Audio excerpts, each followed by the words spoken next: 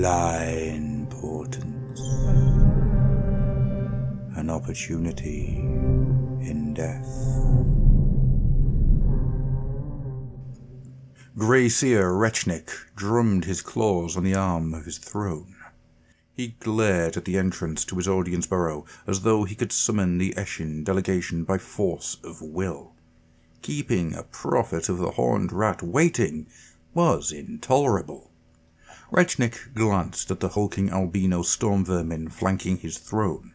He toyed with the idea of sending them out to find the envoys, to bring him their severed heads. A tempted notion, but the Grey Seer needed his Eshin pawns. There was movement outside the burrow as challenges were chittered and answers hissed. "At last," thought Rechnik, sitting up from his foul-tempered slump. First to enter were a quartet of black-robed gutter runners. The Eshin warriors stalked into the burrow, poised on balls of their footclaws, beady eyes darting for signs of ambush. After them came a wizened old Skaven, his grey fur straggling from robes of black and warpstone green. One of his eyes was missing, replaced by a carved brass globe, while the other stared at Rechnik with a gleaming intensity. An old Skaven was unusual enough, thought the seer. Few of their race survived one another's scheming long enough to see their third decade, but the figure at the old envoy's shoulder was stranger still. A Deathrunner by his garb, he was freakishly tall for a Skaven. His black eyes were marbled with veins of gold and electric blue. There was something about the Deathrunner's aura that raised Rechnik's hackles. Then his concentration was broken as the ancient envoy spoke. "Rechnik summons us, and we listen here. But did most mighty Grey Seer bring us here so he could gaze upon Deathrunner Sparkeye?" Rechnik favoured the envoy with a suitably withering stare. The envoy returned his gaze with a maddening patience and a glint of amusement. "I have summoned you here, Cricktail of Clan Skink, to offer tell of a plan most cunning. You would be wise to show respect and listen, shadow crawler." Rechnik caught the subtle tightening of the envoy's features, the twitch of his tail. It was a crude insult, but it had hit the mark. Still, the envoy said nothing, and only gestured with a wizened claw for Rechnik to proceed. Rechnik sat back and stared down his muzzle at the Eshin agents. "You now know of the disaster after that fool Skitterscritch burrowed a no-hole into the realm of death, and Usher brought the year of the drowned rat," said Cricktail. "All know this, seer. It is hard to miss the Flood Warrens." Rechnik buffeted a claw airily. "Of course, I would not impugn the observational skills of the great Clan Skink," he sneered. "And you have heard the tale speak that the tunnel was destroyed in the flood." "So said the Council of 13, replied Cricktail slowly. "What do you know, seer?" Rechnik leaned forward. Lies, he chittered triumphantly. "The Council said the Flood Warrens were impassable, the tunnel blocked, but I have scryed the deep seas, and I have seen there is a way through the waters to land near Nakashazar, if your operatives have the snick-wit to exploit it." Cricktail stood very still, only the twitching of his whiskers betraying his thoughts. "Why summon us, seer? Why tell your secret to Clan Slink?" "I have had this opportunity to see your agent's skills firsthand," said Rechnik, his tone dry. Let this old Gnarl Talon know that he was onto them, that he could have mustered a swarm and sent it to crush the clan after they had aided his rivals in sabotaging his plans. That he hadn't. Yet. "Our assassins are swift and kill-skilled. They have mastered form of smoke and shade," allowed Cricktail. Rechnik heard the implicit counter-threat loud and clear. He smirked. "The great necromancer creates a device thing of black realmstone in the dead city," said Rechnik, hoping Cricktail hadn't caught his slight pause. The Portents had been infuriatingly vague.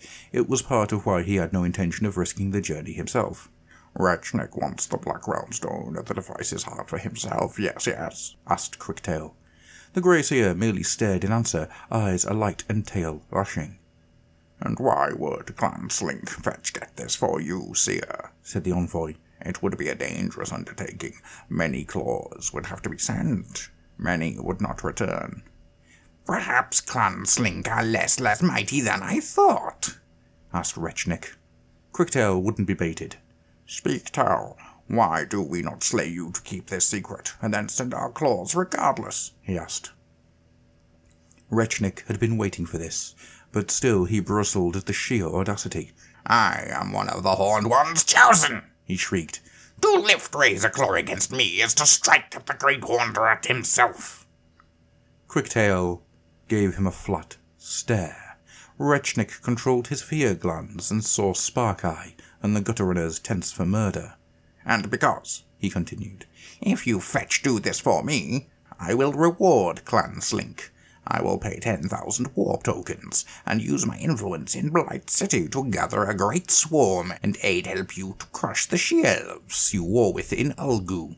Quicktail's wrinkled snout twisted into an ugly leer, and he offered a bent-backed bow of subservience. "I listen, seer," he said, and the negotiations began in earnest. An hour later, the Eshin delegation withdrew from Rechnik's audience burrow. Plans were in place for the claws to assemble and to follow the route he had mapped for them through the dangerous flood warrens and the half-collapsed Gnaw-hole beyond. With a snigger, Rechnik had his guards sweep his burrow for lurking killers and spying devices. Once he was satisfied that Quicktail had left no unpleasant surprises in his wake, he sent the storm vermin outside to stand watch over the burrow, ordering them to seal the door.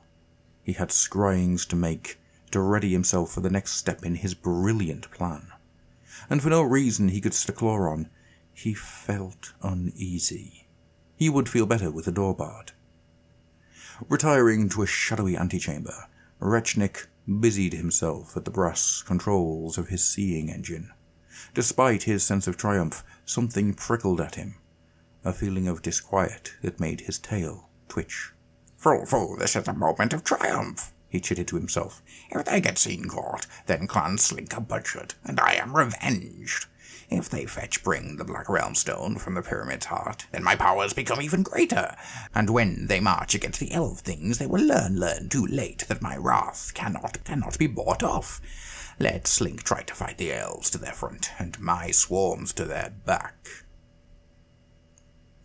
Rechnik snickered another laugh, but it felt forced. He shot a wary glance across his shoulder. Twitching, he saw nothing in the shadows. Blinking quickly, chiding himself for his needless nerves, the grey seer spun round and conjured a clawful of warp lightning that crackled as it illuminated the burrow. "Sissy-fool," he whispered to himself. "There is no—" The grey seer's words choked off as icy pain shot through his body. It radiated out from the base of his spine, and he felt his body going numb. A black swathed muzzle slid into his view as the killer behind him leaned forward. Rechnik squirted the musk of fear as he stared into a glinting eye, marbled with blue and gold. "How?" croaked the grey seer, limbs shaking as they went cold. "Netrunner," hissed Sparkeye. 1 is 2, and 2 are 1. Master Quicktail gratefully accepts your gift of information, but he must sorrowfully decline your offer of an alliance." With that, the Death Runner stepped back, and the shadows swallowed him. His ghostly disappearance was the last thing Rechnik saw as he toppled sideways, and the numbness seeped its way into his brain.